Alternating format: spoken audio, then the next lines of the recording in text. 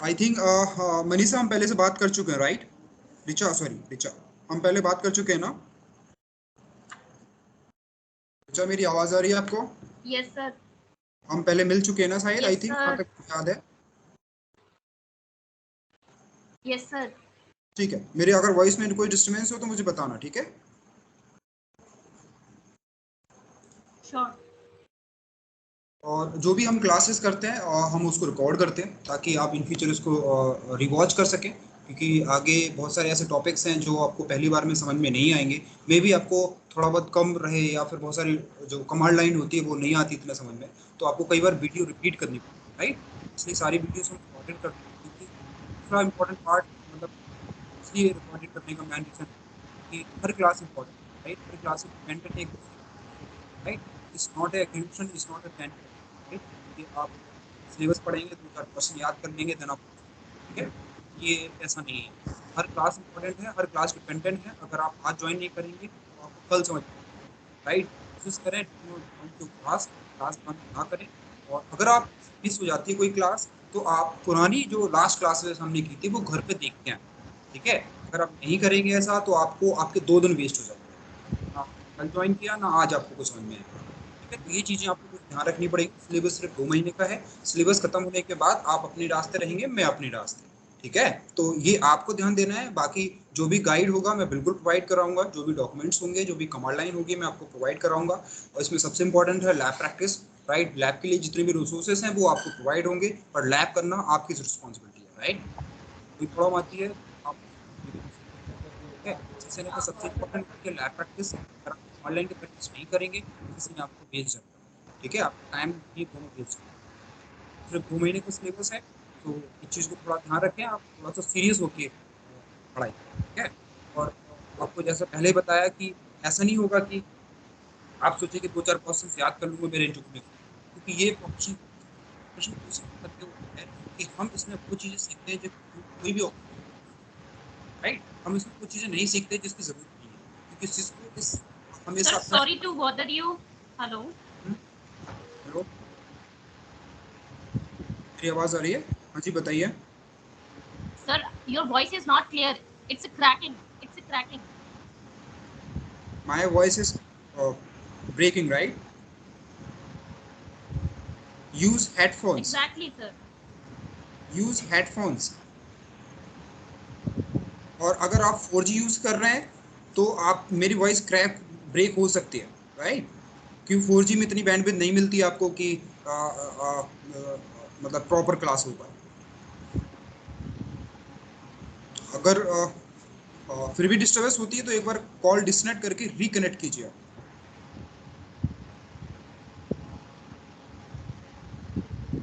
ठीक है?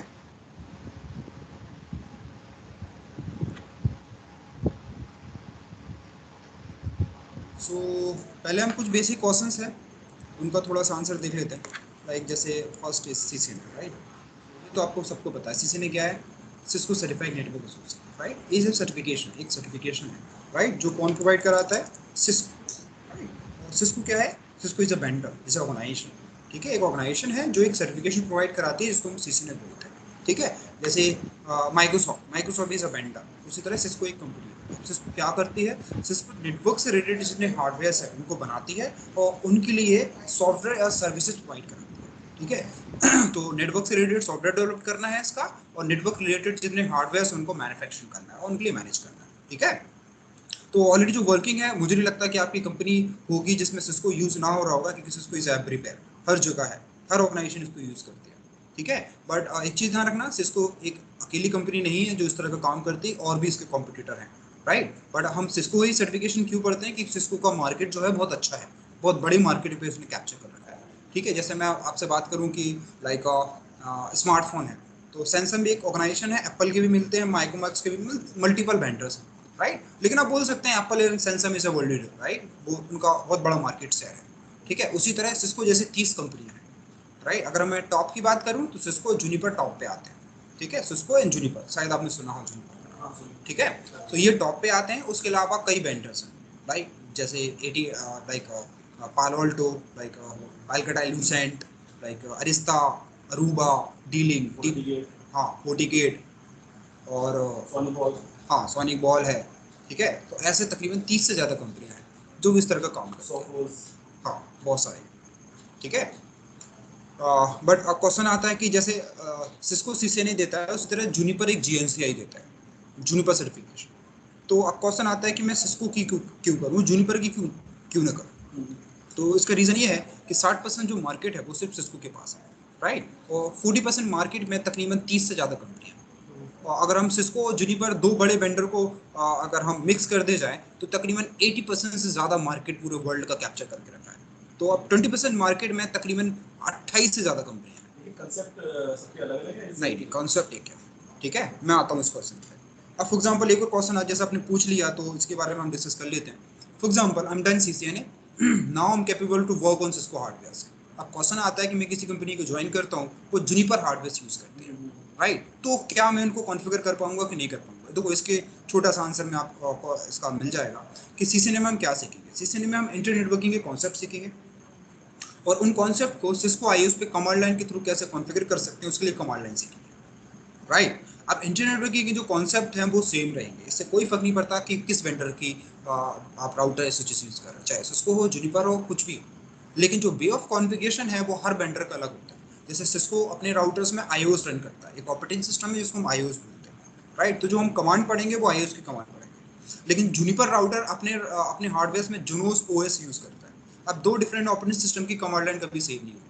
तो डेफिनेटली अगर आप जूनिपर पे काम करना चाहते हैं तो जो सिस्को पे कमांड थी उसी जैसी आपको जूनिपर की कमांड देखनी पड़ेगी कि इस कमांड से मैं ये करता था तो सेम जूनिपर पे इस वही काम करने के लिए कौन सी कमांड यूज करनी पड़ेगी। बट कमांड लाइन लगभग उनकी हायरार्की लगभग एक जैसी होती है, उसमें थोड़ा बहुत फर्क होता है। लेकिन अगर आपको कॉन्सेप्ट समझ में आ गया तो मुझे लगता है कि आप किसी भी वेंडर पे काम कर सकते हैं, इससे कोई फर्क नहीं पड़ता कि वो किस कंपनी का है, राइट। क्योंकि ये ऑलमोस्ट सारे वेंडर एक जैसे ही काम करते हैं, उनकी कमांड लाइन की जो हायरार्की है वो भी लगभग एक जैसी ही होती है, राइट। सिस्को में भी जो हायरार्की है सेम जूनिपर की भी हायरार्की है, बट जो कॉन्फ़िगरेशन की जो कमांड्स होती हैं वो लगभग कंप्लीट चेंज है, राइट। तो ये आपको कमांड लाइन पे काम करना पड़ेगा लेकिन कॉन्सेप्ट पे काम नहीं करना पड़ेगा, कॉन्सेप्ट सेम रहेंगे चाहे सिस्को जूनिपर हो, डी-लिंक हो, टीपी-लिंक हो, डजंट मैटर, ठीक है। और सिस्को में इसमें 3 हायरार्की हैं जिसको हम बोलते हैं सीसीएनए, सीसीएनपी एंड सीसीआई। समझो they are 3 levels, 3 levels, right. Level 1 CCNA, then CCNP, then CCI. अब ऐसा नहीं हो सकता कि मैं शायद डायरेक्ट सीसीआई पे चले जाऊं, हायरार्की यही रहेगा, पहले आपको सीसीएनए करना है, देन सीसीएनपी करेंगे, देन सीसीआई। जैसे फॉर एग्जांपल मुझे ग्रेजुएशन करना है तो मुझे 10th होना चाहिए, देन मुझे 12th होना चाहिए, देन ही ग्रेजुएशन कर सकता हूं। मैं डायरेक्ट ग्रेजुएशन नहीं कर सकता। तो सेम इसमें भी हायरार्की है, ठीक है। एक्चुअली फैब 2020 के बाद तकरीबन 2 साल पहले सिस्को ने अपने ट्रैक में काफ़ी चेंजेस किए, राइट। तो पहले सीसीएनए में मल्टीपल ट्रैक हुआ करते थे, लेकिन अभी उसने क्या किया, सीसीएनए में ट्रैक खत्म कर दिया। अब जो भी ट्रैक स्टार्ट होंगे वो सीसीएनपी में होंगे। देखो ऐसे समझो आप कि पहले सीसीएनए में ही मुझे चूज करना पड़ता था कि किस ट्रैक में मुझे जाना है, कि इंटरप्राइज नेटवर्क में जाना है, कि सिक्योरिटी में जाना है, या डेटा सेंटर में जाना है, या साइबर सिक्योरिटी में मुझे जाना है, समझ में आया। लेकिन फैब 2020 के बाद सिस्को ने ये सीसीएनए में ट्रैक खत्म कर दिया। अब सीसीएनए का मतलब सीसीएनए है। जब सीसीएनए के बाद आप नेक्स्ट लेवल पे जाएंगे सीसीएनपी, तब अपना ट्रैक चूज करें। सीसीएनए का मतलब कि उसे करने के बाद कोई मतलब मार्केट में आपके पास ज़्यादा ऑप्शन है या खाली करना ही करना है? देखिए सीसीएनए आपको फंडामेंटल नॉलेज प्रोवाइड कराता है नेटवर्क की, राइट। तो सीसीएनए के बाद भी आप जॉब ले सकते हैं, लेकिन सीसीएनए के बाद आपको L1 पे जॉब मिलेगी और आप यहाँ पे 3 साल तक इसमें सर्वाइव कर सकते हैं। आफ्टर 3 इयर्स आपको सीसीएनए से आगे बढ़ना पड़ेगा, इससे ज़्यादा, क्योंकि सीसीएनए करने के बाद आपका जो maximum package in Delhi NCR is 5 lakh per annum, इससे ऊपर नहीं बढ़ पाएंगे आप। 5 लाख पर एनम इसका मैक्सिमम पैकेज है। और स्टार्टिंग जो पैकेज होता है वो 2.5 से स्टार्ट हो जाता है, राइट। मतलब 20,000 से स्टार्टिंग रहेगी और मैक्सिमम आप 40,000 तक जा सकते हैं, राइट। 40,000 तक आप जा सकते हैं, राइट। तो ये आपकी सीसीएनए लेवल पे हेल्प देती है। अगर आप L2 लेवल पे जाना चाहते हैं तो आपकी सीसीएनपी तक की नॉलेज होनी चाहिए, राइट। जो L2 की जो सैलरी पैकेज होता है वो 5 लाख से लेकर 8 लाख तक जाता है, डिपेंड करता है आपकी स्किल पे, आपकी नॉलेज पे, कंपनी पे। लेकिन मैं एक एवरेज पैकेज की बात कर रहा हूँ, ठीक है।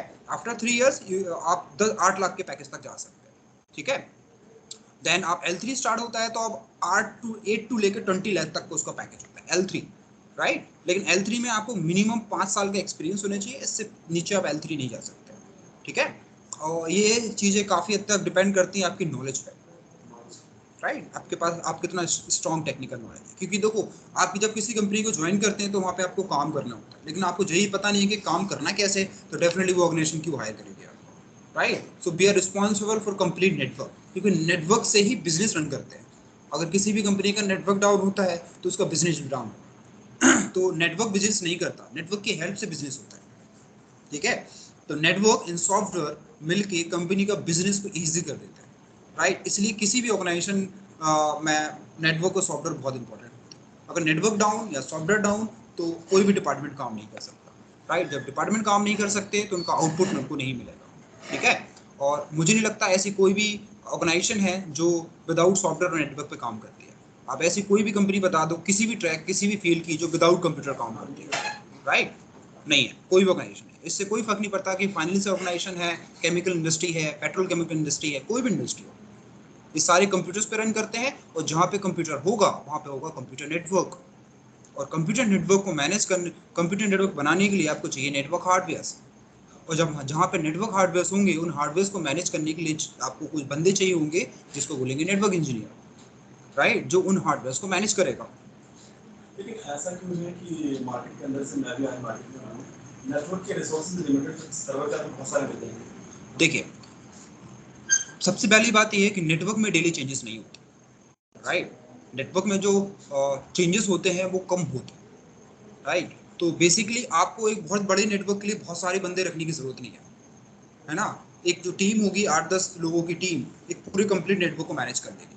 नेटवर्क में चेंजेस तब होते हैं जब कोई फॉल्ट हो, कोई नेटवर्क डाउन हो, हार्डवेयर डाउन हो, तब आप नेटवर्क के चेंजेस करने होते हैं। लेकिन अगर हम सर्वर फील्ड एप्लीकेशन फील्ड में जाएं तो एप्लीकेशन कई टाइप की होती है, कई टाइप का डेटाबेस है, राइट। तो वहाँ पे लोगों की ज़्यादा ज़रूरत पड़ती है कंपेयर टू नेटवर्क। लेकिन अगर हम प्रोग्रामिंग में जाएं तो वहाँ पे बंदे भी ज़्यादा हैं तो कंपटीशन भी ज़्यादा है। लेकिन नेटवर्क फील्ड में जाएं तो अभी बंदे कम हैं तो कंपटीशन भी कम है, तो बात बराबर पड़ जाती है, राइट। लेकिन आप प्रोग्रामिंग फील्ड में जाएंगे तो आपको बहुत सारे बंदे मिलेंगे, तो वहाँ पे जॉब्स भी ज़्यादा हैं इसलिए बंदे ज़्यादा हैं, बात ही की हो जाती है। लेकिन अगर हम दोनों को कंपेयर करें, प्रोग्रामिंग थोड़ी सी ज़्यादा हार्ड है कंपेयर टू कंप्यूटर नेटवर्क। कह सकते हैं कि नेटवर्किंग फील्ड प्रोग्रामिंग से एस्केप करने का है, या फिर कई लोग सिर्फ प्रोग्रामिंग जिनको पसंद नहीं आती इसलिए वो कंप्यूटर नेटवर्क में आ जाते हैं। मतलब नेटवर्किंग फील्ड में बिल्कुल भी प्रोग्रामिंग नहीं है कम? देखो ये डिपेंड करता है आप किस ट्रैक में जाते हैं। अगर आप एथिकल हैकिंग में जाते हैं तो आपको प्रोग्रामिंग्स पता होना चाहिए, ऑटोमेशन में जाते हैं तो आपको प्रोग्रामिंग्स आना चाहिए। किस लेवल, मतलब कॉम्पिटिटिव प्रोग्रामिंग लेवल पे, या फिर एक आपको सिर्फ पाइथन डेवलपमेंट आपको लेवल पता होना होता है चाहिए, पाइथन पता, आपको बहुत ज़्यादा डेप्थ में ज़रूरत नहीं है, पाइथन इज सफिशिएंट, राइट। जैसे आप क्लाउड में जाते हैं या फिर आप एथिकल हैकिंग में जाते हैं या ऑटोमेशन ट्रैक में जाते हैं तो आपको पाइथन की ज़रूरत पड़ेगी। लेकिन अगर आप डेटा सेंटर में जाते हैं, नेटवर्क सिक्योरिटी में जाते हैं या कोलैबोरेशन में जाते हैं तो प्रोग्रामिंग की में बिल्कुल ज़रूरत नहीं है, ठीक है। तो डिपेंड करता है आईटी के किस ट्रैक में आप जाते हैं, उस हिसाब से होता है कि आपको प्रोग्रामिंग की जरूरत पड़ेगी।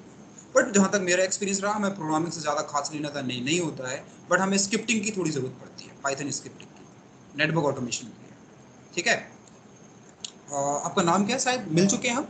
नहीं सर, मैं फर्स्ट ईयर हूँ। First time, okay. सो आपका नाम क्या है? मेरा नाम शील है सर। अभी आप क्या करते हो? फिलहाल तो मैं यूपी कोर्स कर रहा हूँ। बीपीयू में वर्क कर रहे हैं, ठीक है।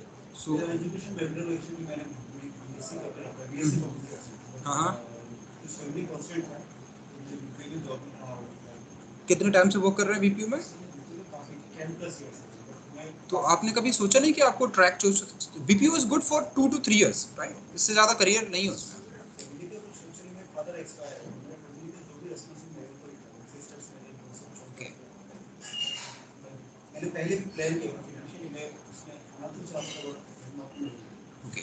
सो मुझे लगता है आप मुझे लगता है सीखने आपके लिए काफ़ी बेनिफिट रहेगा, और मुझे लगता है कि आप सीखने के बाद भी एक अच्छी जॉब ले पाएंगे। तो आपको करना क्या है कि आपको टेक्निकल थोड़ा स्ट्रांग होना है, राइट, और उसके बाद एक जॉब पकड़ना है, राइट।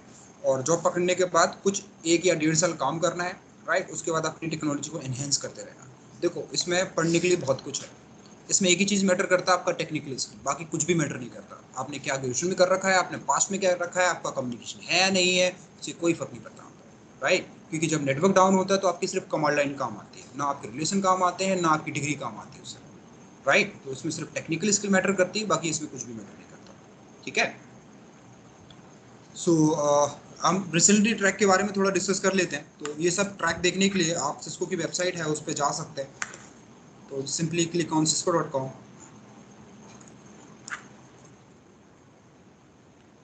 और ये सिस्को की ऑफिशियल वेबसाइट है, इसमें आप सारे जितने भी ट्रैक सिस्को ऑफर करता है उन सबको आप देख सकते हैं, ठीक है। तो जस्ट क्लिक ऑन करिए certification, then go for explore all certification. So ये सारे ट्रैक्स हैं, शायद आपको दिख रहा हो, जूम करूं? CCNP वाले होंगे ना सर? ये सारे ट्रैक्स हैं, मैं समझा देता हूँ पूरा, ठीक है। देखो ये जो आपको दिख रहा है ना साइड में, ये है टेक्नोलॉजीज, राइट। ये जो आपको दिख रहे हैं ना, ये है लेबल्स, ठीक है। टेक्नोलॉजीज, इसमें जितनी भी ये टेक्नोलॉजीज दिख रही ना आपको, इसमें कोई भी एक टेक्नोलॉजी में आप एंटायर लाइफ काम कर सकते हैं एक टेक्नोलॉजी पकड़ के, क्योंकि ये सारी टेक्नोलॉजी इतनी वाइड हैं, इतनी सारी चीजें हैं उसमें, राइट, कि आप पूरा कंप्लीट लाइफ मतलब एंटायर करियर एक ही टेक्नोलॉजी पे काम कर सकते हैं और आप पूरे एंटायर करियर एक्सप्लोर करते रहेंगे। इतना कुछ है इसमें हर एक टेक्नोलॉजी में। तो बट अच्छी बात यह है कि सीसीएनए में आपको टेक्नोलॉजी चूज नहीं करनी, पहले चूज करनी पड़ती थी, राइट। लेकिन सिस्को ने बहुत अच्छा काम किया। पहले क्या था, जैसे मुझे डेटा सेंटर में जाना है मुझे, तो पहले मुझे सीसीएनए राउटिंग स्विचिंग करनी पड़ेगी, देन मुझे सीसीएनए डेटा सेंटर करना पड़ेगा, देन फिर मैं सीसीएनपी डेटा सेंटर करूंगा। लेकिन अभी क्या है, मुझे डेटा सेंटर में जाना है, डेटा सेंटर नेटवर्क डिजाइन में जाना है, तो मुझे पहले सीसीएनए करना है, देन मैं सीसीएनपी डेटा सेंटर से कर सकता हूँ, मुझे डबल डबल नहीं पढ़ना। समझ आया? तो आप किसी भी ट्रैक में जाना चाहते हैं, ये जो हम जो करने वाले हैं वो ये है सीसीएनए, राइट। तो ये कॉमन है सारे ट्रैक्स के लिए। जैसा आप नोटिस करें कि डेटा सेंटर में सीसीएनए नहीं है, सिक्योरिटी में सीसीएनए नहीं है, सर्विस प्रोवाइडर में सीसीएनए नहीं है, राइट। तो आफ्टर सीसीएनए, जैसे आपने सीसीएनए किया, तो जब आप नेक्स्ट लेवल पे जाएंगे तो इनमें से आपको एक कोई टेक्नोलॉजी चूज करनी पड़ेगी कि किस स्पेसिफिक टेक्नोलॉजी में आप इंटरेस्टेड है। समझ में आया? ठीक है। सो हम क्या करते हैं, हम थोड़ा थोड़ा इन सारी टेक्नोलॉजीज को समझ लेते हैं। मैं बहुत ज़्यादा डिटेल में नहीं बता रहा हूँ, एक ओवरव्यू बता रहा हूँ कि उस टेक्नोलॉजी में आप सीखेंगे क्या, मतलब क्या काम होगा उस टेक्नोलॉजी में, राइट। तो सिस्को अभी कौन कौन से में ऑफर सर्टिफिकेशन प्रोवाइड कराता है? Collaboration, cyber security operation, data center, DevNet, design, enterprise, security और service provider. As of fresher सारे ट्रैक रिकमेंडेड नहीं है। जैसे मान के चलो मुझे एक्सपीरियंस नहीं है तो आप सारे ट्रैक नहीं कर सकते, कुछ स्पेसिफिक ट्रैक है वो ही आप कर सकते हैं, और बाकी कुछ ट्रैक जो होते हैं वो आपके एक्सपीरियंस पे है। जैसे मान के चलो मैं ऑलरेडी वाइब में काम कर रहा हूँ, वाइब ट्रैफिक में काम कर रहा हूँ, then collaboration is good for me, ठीक है। तो मैं अभी बताता हूँ, पहले इनको मैं समझा दूं आपको, ठीक है, फिर मैं इसके बारे में एक्सप्लेन करता हूँ। सो पहला है कोलैबोरेशन। सो कोलैबोरेशन को समझने के लिए बहुत इजी से समझा देता हूँ। वाइब का नाम सुना आपने? BOIP traffic, voice over IP, हाँ सुना है। वॉइस ओवर आईपी कहाँ कहाँ यूज करते हैं? वॉइस ओवर आईपी सीसीटीवी कैमरे में, आईपी फोन्स में, राइट, कॉल सेंटर्स में, बीपीयू जितने भी कॉल सेंटर होते हैं सब वॉइप ट्रैफिक होता है, हाँ उसी पे भी काम करता है। राइट। और तो इस वॉइप ट्रैफिक को मैनेज कैसे करना है ये सब सीखते हैं कोलैबोरेशन। तो स्पेसिफिक जो कॉल सेंटर का जो नेटवर्क डिजाइन होता है वो कोलैबोरेशन से आप जा सकते हैं। फॉर एग्जांपल मान के चलो मुझे बीपीओ डालना है, तो मैं किसको पकड़ूंगा? कोलैबोरेशन इंजीनियर्स को पकड़ूंगा, जो कि पूरा कंप्लीट सेटअप करके देगा मुझे, राइट। तो कोलैबोरेशन में क्या सीखेंगे? वॉइप ट्रैफिक को कैसे मैनेज करना, BOIP ट्रैफिक को कैसे मैनेज करना, तो सीसीटीवी कैमरे मैनेज करना, आईपी फोन्स मैनेज करना, कॉल्स को मैनेज करना, वीडियो कॉन्फ़िगरेशन करना। जैसे फॉर एग्जांपल मान के चलो कि मेरे दो ब्रांच, एक दिल्ली मुंबई, अब दोनों की मैनेजमेंट टीम आपस में वीडियो एंड वॉइस कॉन्फ़िगरेशन करना चाहती है, तो जो कोलैबोरेशन इंजीनियर्स होगा वो इन दोनों का सेटअप करके देगा, राइट।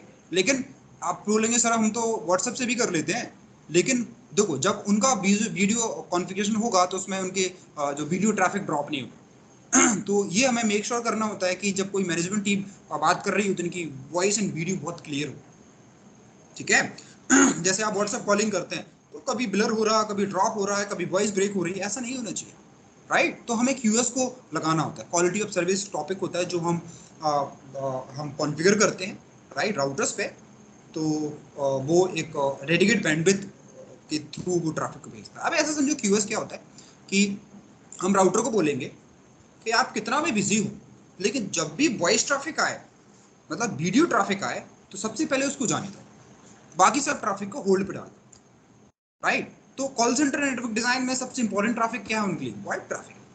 तो आपका नेटवर्क में हो सकता है ब्राउजिंग ना चले, लेकिन आपका कॉल बहुत अच्छा होगा, होता तो है हम ये क्यूओएस में इसको कॉन्फ़िगर करेंगे, ठीक है। सो ये सब चीजें आप देखेंगे कॉलिब्रेशन में कि किस तरह से इन चीजों को मैनेज करना है, ठीक है। देन आता है cyber security operation as a process. वैसे मैं रिकमेंड नहीं करूंगा कि आप स्ट्रिक्ट में जाएं, ये उनके लिए जो ऑलरेडी कॉलिब्रेशन में काम कर रहे हैं, वॉइस में काम कर रहे हैं, और वो अपनी टेक्नोलॉजी या नॉलेज को एनहेंस करना चाहते हैं, राइट। देखना चाहते हैं कि और क्या क्या कर सकता हूं मैं अपनी कंपनी के लिए, तो उनके लिए ट्रैक है। एज अ प्रोसेस में कभी नहीं आपको रिकमेंड करूंगा आप कॉलिब्रेशन में जाएं, क्योंकि एज अ प्रोसेस कॉलिब्रेशन के लिए कोई जगह नहीं होती। आप एज अ प्रोसेस आपको L1 पे ही काम करना है। L1 पे मैंने 1 या 1.5 साल काम कर लिया, then I can move for calibration, right. क्योंकि एज अ प्रोसेस ये आपको समझ में नहीं आएगा कि देखो होता क्या है कि ये जो ट्रैक है ना कंपनी की जरूरत के हिसाब से है। जैसे कंपनी की जरूरत होगी वही चीज हम इसमें सीखेंगे, राइट। लेकिन पहले आपको ये समझ में आना चाहिए ना कि कंपनी की जरूरत क्या है, तभी तो उससे रिलेटेड टेक्नोलॉजी समझ पाएंगे आप। समझ में आया? तो जो वर्किंग होते हैं उनको बहुत अच्छे से समझ में आता है, लेकिन जो फ्रेशर्स हैं या फिर ऐसे फ्रेशर्स का मतलब ये नहीं बोल रहा हूँ कि कॉलेज फ्रेशर्स या फिर ऐसे जिनने कभी भी टेक्निकल में काम नहीं किया, राइट, वो अब फ्रेशर ही हैं आप नेटवर्क के लिए, राइट। तो उनके लिए समझना बहुत मुश्किल होता है, ठीक है। तो मैं हमेशा रिकमेंड करूंगा सीसीएनए करो, जॉब पकड़ो, 1-1.5 साल जॉब करो, देन फिर आप सीसीएनपी करो, राइट। तो इस एक और चीज मैं आपको शायद बताना चाहूंगा कि देखो ये जो ट्रैक है ना आईटी, सबको अच्छा लगता है, सब कुछ ठीक है इसमें, पैकेज ठीक ठाक मिल जाता है, जॉब सिक्योरिटी है, कंपनी बहुत सारी है, ग्रोथ बहुत अच्छी मिल जाती है, राइट। लेकिन इसमें एक ही ड्रॉबैक है, आपको अपनी नॉलेज को एनहेंस करते रहना पड़ता है। जिस दिन आपने पढ़ना बंद कर दिया, आपकी पोजीशन और सैलरी स्टक हो जाएगी, राइट। आप कभी भी प्रमोट नहीं होंगे। ये सबसे बड़ा ड्रॉबैक है, चाहे आप सॉफ्टवेयर फील्ड में जाएं, चाहे आप नेटवर्क फील्ड में जाएं। प्रोग्रामिंग करें तो भी आपको एनहेंस होना है, नेटवर्क में जाएंगे तो भी आपको एनहेंस होना है। ये सबसे बड़ा ड्रॉबैक है, राइट। तो अगर आप मेंटली प्रिपेयर्ड नहीं है, एंड मतलब आपने 15 साल जॉब किया, तो यकीन मानो 15 साल पढ़ना पड़ेगा आपको। पढ़ने का मतलब ये नहीं है कि डेली पढ़ना है, महीने में आपको 2-4 दिन या एक सप्ताह आपको निकालना पड़ेगा जिसमें आपको टेक्नोलॉजी को एनहेंस करना पड़ेगा, ठीक है। तो ये सबसे बड़ा ड्रॉबैक है। बाकी जो दूसरे ट्रैक्स हैं उसमें पढ़ना की जरूरत नहीं पड़ती। फॉर एग्जाम्पल अगर मैं मैनेजमेंट टीम में हूँ तो डेफिनेटली मुझे क्या पढ़ना मुझे, राइट, मैं ऑलरेडी सीख चुका हूँ सब कुछ, करते करते और सीख जाऊंगा। लेकिन नेटवर्क में करते करते नहीं सीखते, करते करते बस आपको कुछ चीजें समझ में आ जाएंगी, लेकिन जब तक आपको उसकी थ्योरी नहीं पता, आप कितना भी एक्सपीरियंस ले लो, आपको कभी समझ में नहीं आएगा उसके अंदर क्या चल रहा है। भले आप 10 साल काम कर लो नेटवर्क में, लेकिन आपको कभी समझ में नहीं आएगा कि चीजें कैसे काम कर रही है। तो इसमें थ्योरी बहुत इंपॉर्टेंट है, थ्योरी के साथ आपका एक्सपीरियंस बहुत इंपॉर्टेंट है। थ्योरी एंड प्रैक्टिकल दोनों जरूरी है इसमें, ठीक है। देन नेक्स्ट ट्रैक है is a cyber security operation. It's not a cyber security, it's a cyber security operations. ये भी एज अ फ्रेशर्स रिकमेंडेड नहीं है, ये उन लोगों के लिए जो ऑलरेडी मैं साइबर सिक्योरिटी में काम कर रहा हूँ, मान के चलो मुझे 4-5 साल हो गए साइबर सिक्योरिटी में काम करने के लिए, और मैं साइबर सिक्योरिटी ऑपरेशन में जाना चाहता हूँ, तो वो कर सकते हैं। ऐसा समझो cyber security and cyber security operation, एक होती है पुलिस टीम, एक होती है इन्वेस्टिगेशन टीम, आते ना। जैसे कोई क्राइम हुआ तो इन्वेस्टिगेशन टीम पता करेगी कौन है, किसने किया, क्यों किया। जब वो पता कर लेगा पुलिस उसको पकड़ने जाएगी, पुलिस का काम इन्वेस्टिगेशन करना नहीं होता, राइट। तो सेम इसमें है, cyber security operation just like investigation team. अगर कभी साइबर अटैक हुआ किसी भी ऑर्गेनाइजेशन पे, किसने किया, किन लूप होल्स को यूज किया, क्या वल्नरेबिलिटीज थी, उन लॉक्स को पढ़ना, ये साइबर सिक्योरिटी का ऑपरेशन का मैं आपसे तो ये किन के लिए है? जो ऑलरेडी साइबर सिक्योरिटी में काम कर रहा है, कम से कम 2-3 से 4 साल काम कर चुका है, राइट। वो अपने करियर को एनहेंस करना चाहता है, राइट। इसमें गवर्नमेंट की काफ़ी अच्छी जॉब्स निकलती है, आप गवर्नमेंट जॉब के लिए कर सकते हैं आप, राइट। क्योंकि जब भी कोई साइबर क्राइम होता है तो गवर्नमेंट उन बंदों को फाइंड करती है कि वो पता कर सके कि किसने किया, लॉक्स को पढ़ सके, राइट। तो ये उनके लिए है साइबर सिक्योरिटी ऑपरेशंस, राइट। तो एज अ फ्रेशर्स ऊपर की 2 ट्रैक आप नहीं कर सकते, ये सिर्फ एक्सपीरियंस वालों के लिए है, या फिर आप जो पहले से जॉब कर रहे हैं उनके लिए है, ठीक है। थर्ड आता है डेटा सेंटर। डेटा सेंटर तो आई थिंक आप सबने सुना होगा, राइट? क्या होता है data centre? Database management kind of thing. हाँ, ऐसे समझो कि बहुत बड़ा स्टोरेज, इतना बड़ा स्टोरेज जिसमें आप ट्रिलियंस ऑफ डेटा स्टोर कर सकते हैं, ट्रिलियंस ऑफ जीबी स्टोर कर सकते हैं। तो हर कंपनी को अपने डेटा को स्टोर करना है, हर कंपनी को। पर डेटा सेंटर को बनाना बहुत महंगा होता है, data centre is expensive, right? अब इसे समझो कि एक डेटा सेंटर को बनाने के लिए कम से कम 4,000 करोड़ रुपए मिनिमम अमाउंट चाहिए होता है। मैं 100-200 करोड़ की बात नहीं कर रहा हूँ, 4,000, 3 से 4,000 करोड़ रुपए चाहिए पड़ता है एक डेटा सेंटर को बनाने के लिए, क्योंकि इस डेटा सेंटर में एक जो स्विचेस होते हैं वो 1-1 करोड़ के आते हैं, राइट? तो जैसे आप अभी रिसेंटली हमारे इंडिया में डेटा सेंटर की बहुत ज़रूरत है, क्योंकि मोस्ट ऑफ डेटा सेंटर जो है हमारे इंडिया के बाहर है। तो गवर्नमेंट की एक पॉलिसी अभी आई है कि जो भी डेटा स्टोर होगा वो इंडिया में ही स्टोर होगा। तो इसलिए एयरटेल, अडानी, बिरला, बहुत सारी ऑर्गेनाइजेशन हैं जिनने डेटा सेंटर बनाने के लिए बजट निकाला है और वो बनाना चालू कर दिया हमने, ठीक है। तो डेटा सेंटर में बेसिकली हम देखते हैं कि किस तरह से उसको मैनेज करना है, ट्रबल शूट करना है, किस तरह से आप उसको कॉन्फ़िगर करेंगे। और आप देखो, मैं क्लाउड भी इसी से समझा देता हूँ क्या है क्लाउड। जैसे एक अपना एक छोटी सी कंपनी है फॉर एग्जाम्पल, इसके सारे एम्प्लॉय सारा डेटा उसको स्टोर करना है ना। एक तरीका क्या है कि मैं खुद स्टोर कर लूँ अपने लोकल डेटाबेस में, लेकिन क्या गारंटी है मेरा डेटाबेस कब तक चलेगा, राइट? जैसे एक एग्जांपल समझाता हूँ। आपको मान के चलो खुद के नाम की एक वेबसाइट बनानी है, तो आप कैसे बनाएंगे बताओ? सबसे पहले डोमेन परचेज करेंगे ना डोमेन, फिर किसी वेब डेवलपर को पकड़ेंगे, वेबसाइट डिजाइन करवाएंगे। वेबसाइट डिजाइन करने के बाद आपको इंटरनेट में उसको होस्ट करना पड़ेगा, राइट? या फिर आप खुद होस्ट कर सकते हैं, राइट? या फिर किसी के डेटा सेंटर में होस्ट करा सकते हैं। आप किसी दूसरे के डेटा सेंटर में होस्ट कराएंगे तो वो आपसे रेंट लेगा, राइट? तो उसी को हम बोलेंगे क्लाउड। मेरे लिए वो क्लाउड है, लेकिन वो है कहीं ना कहीं फिजिकल, क्योंकि डेटा सेंटर हर कंपनी नहीं बना सकती, ठीक है। तो क्लाउड मतलब क्या होगा? एक वर्चुअल मशीन। तो आपने क्या किया, आप गोडैडी के पास गए और आपने गोडैडी से बोला कि मुझे 8 GB रैम का और 100 GB स्टोरेज का एक मशीन बना के दे दो क्लाउड में। तो वो एक मशीन बना देगा और उस मशीन में आप क्या करेंगे, अपनी वेबसाइट को होस्ट कर देंगे। आपके लिए तो वो क्लाउड है, लेकिन वो बना कहीं ना कहीं फिजिकली में, उसके लिए वो डेटा सेंटर, हमारे लिए क्लाउड। अब ऐसे समझो कि जब आप नए शहर जाएंगे तो जाते साथ मकान तो नहीं बना लेंगे, आप रेंट पे लेंगे। तो आपने जो रेंट पे लिया वो क्या है? क्लाउड। अब आपको लगा कि काफी टाइम हो गया रेंट देते देते, मेरे पास इतना पैसा आ गया कि मैं अपना फ्लैट खरीद सकता हूँ। तो आपने क्या किया, बड़ा फ्लैट खरीद लिया, ये बड़ा मकान बना लिया। अब आपको लग रहा है कि एक रूम में रेंट में किराए पे दे सकता हूँ, तो आपने क्या, एक रूम आपको किसी पे किराए पे दे दिया। तो आपके लिए वो डेटा सेंटर है, जिसने किराए पे लिया वो उसके लिए क्लाउड है। समझ में आया? तो क्लाउड क्यों मूव कर रहा है, क्लाउड क्यों इतना आगे बढ़ रहा है? क्योंकि देखो, क्लाउड से मेरी फिजिकली जो डिपेंडेंसी खत्म हो जाएगी ना। मुझे नहीं मतलब है कि मेरा राउटर डाउन हो रहा है, मेरा सर्वर डाउन हो रहा है, सारा हार्डवेयर रिस्पॉन्सिबिलिटी उस डेटा सेंटर वाले की है। अब जैसे मान के चलो आप कहीं से रेंट से लेने गए, अब कहीं पुट्टी झड़ रही है, मकान खराब होता है, तो वो हमारी जिम्मेदारी थोड़ा है, मेंटेनेंस तो ओनर करेगा, क्योंकि हम तो उसको रेंट दे रहे हैं। तो क्लाउड से कंपनी को ये फायदा हो जाता है कि बस उन्हें रेंट देना, बाकी किसी चीज की हेडेक नहीं लेना। पावर कट की हेडेक लेना है कि पावर कट हो जाएगा, हार्डवेयर डाउन हो जाएंगे, सर्वर डाउन हो जाएगा, केबल डिस्कनेक्ट हो जाएंगी, इस चीज की मुझे हेडेक नहीं लेना। तो मेरे लिए तो ईजी है। तो अगर मैं छोटा सा बिजनेस स्टार्ट करता हूं तो डेफिनेटली मैं सारा स्टोरेज क्लाउड पर खरीदना पसंद करूंगा।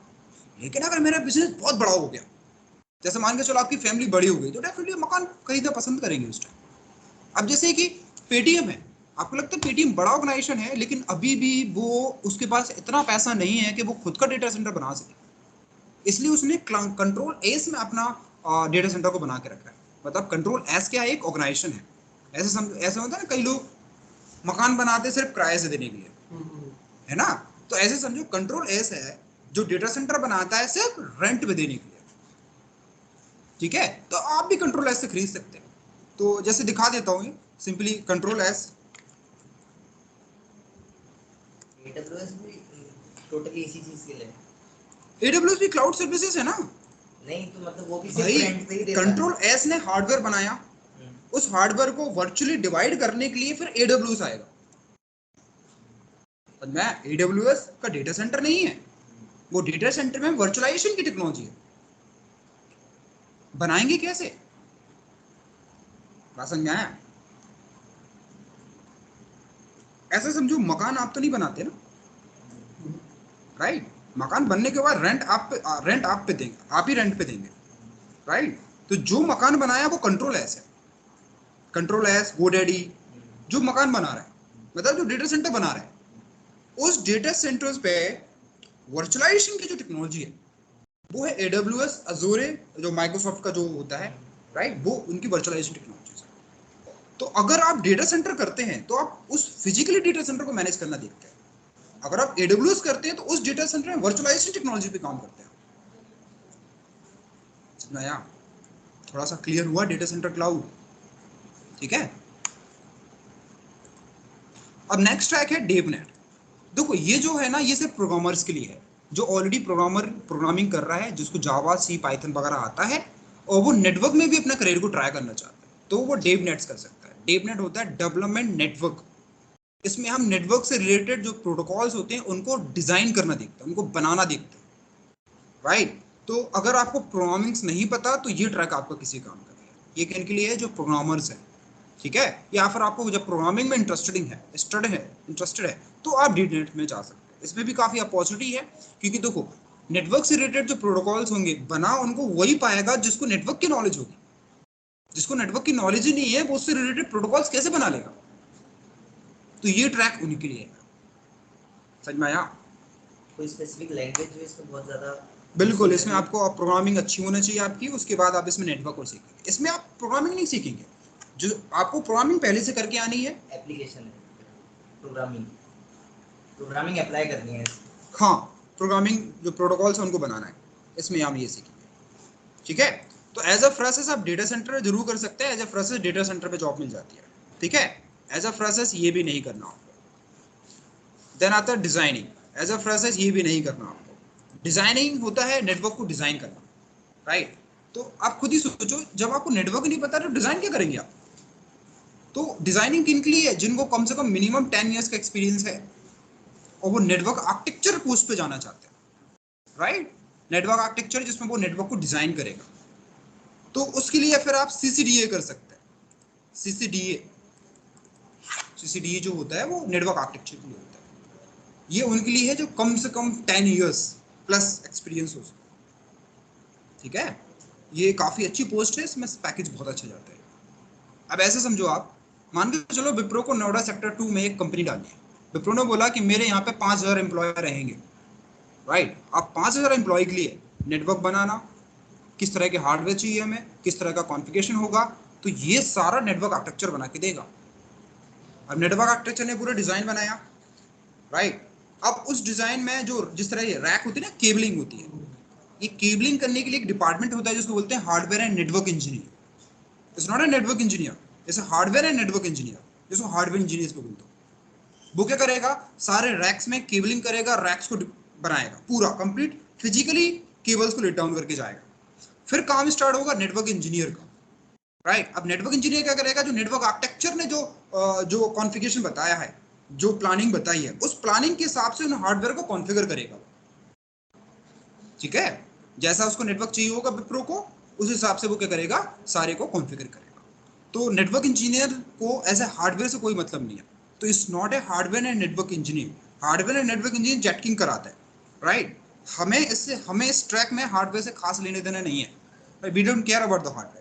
राउटर खराब हो जाए, रैक खराब हो जाए, केबल डिस्कनेक्ट हो जाए, हमें इससे कोई मतलब नहीं, राइट? हमारा काम होता है नेटवर्क को मैनेज करना, ट्रबल शूट करना एंड कॉन्फ़िगरेशन करना, राइट? तो आपको कई बार ऐसा भी होता है कि आप जिस राउटर्स पे काम कर रहे होते हैं, आप उस जिंदगी में आप कभी देखते भी नहीं है कि वो फिजिकली दिखता कैसा है, राइट? अब जैसे मैं अपनी फर्स्ट ऑर्गेनाइजेशन का एक एक्सपीरियंस अगर आपको बताऊं, मैं जिस फायरवॉल पे काम करता था, पालो अल्टो का था वो, पालो अल्टो और चेक पॉइंट यूज करते थे। तो जिस फायरवॉल पे काम करता था, मुझे लगता था कि ये मेरी ब्रांच में रखा हुआ है। मैं काम करता था, फिजिकली मैंने कभी नहीं देखा उसको। पहले मुझे लगा ये ब्रांच में रखा हुआ, ऊपर रखा हुआ सर्वर रूम में, राइट? वो डिफरेंट टीम थी, तो मुझे जाने की जरूरत नहीं पड़ी। कुछ टाइम बाद मुझे पता चला कि ये मेरे ब्रांच में नहीं है, ये मेरी ब्रांच के कहीं बाहर रखा हुआ है, राइट? बाद में पता चला कि इंडिया में नहीं रखा, ये यूके में रखा हुआ है। जब मैं कंपनी छोड़ के गया तब पता चला कि वो फिजिकल था ही नहीं, वो क्लाउड में था, मतलब फिजिकली एग्जिस्ट ही नहीं करता था, राइट? लेकिन आपको कभी रियलाइज ही नहीं होगा कि वो फिजिकली है भी कि नहीं है। वो सेम काम करेंगे डिक्टो जैसे एक रियल हार्डवेयर काम करता है, राइट। तो आप क्लाउड में भी नेटवर्किंग कर सकते हैं, ठीक है। अब जैसे कई लोग पूछते हैं सर क्लाउड में जाने के लिए सीसीएनए की क्या जरूरत है? भाई क्लाउड में भी आप नेटवर्किंग करेंगे, क्लाउड में भी राउटर को कॉन्फ़िगर करेंगे। हमारा ये सारा सा इंफ्रा होता है जब सीसीएनए कहीं पे रखते हैं, सपोज करो मैंने अपनी कंपनी के लिए क्लाउड पर खरीद लिया, लेकिन फिर भी वो कहीं ना कहीं फिजिकल एग्जिस्ट कर रहा होगा। बिल्कुल, तो मैंने क्या बताया आपको, जो क्लाउड में चीजें हैं वो फिजिकली एग्जिस्ट कर रहा है कहीं पे, बिना फिजिकली तो क्लाउड तो पॉसिबल ही नहीं है। समझ में? आपने रेंट पे लिया लेकिन है तो फिजिकली ना, किसी ऑनर है ना वो उसका कोई, ठीक है। तो जैसे गूगल ड्राइव में आपको 15 GB स्टोरेज मिला, आपने उसमें कुछ स्टोर किया, वो फिजिकली कहीं ना कहीं स्टोर है। अच्छा, और नहीं तो क्या, क्लाउड का मतलब ये नहीं है कि हवा में स्टोर है, वो फिजिकली स्टोर है कहीं पे, आपके लिए क्लाउड है वो। लेकिन गूगल के लिए वो हार्डवेयर है, गूगल के लिए वो डेटा सेंटर है। समझ में आया?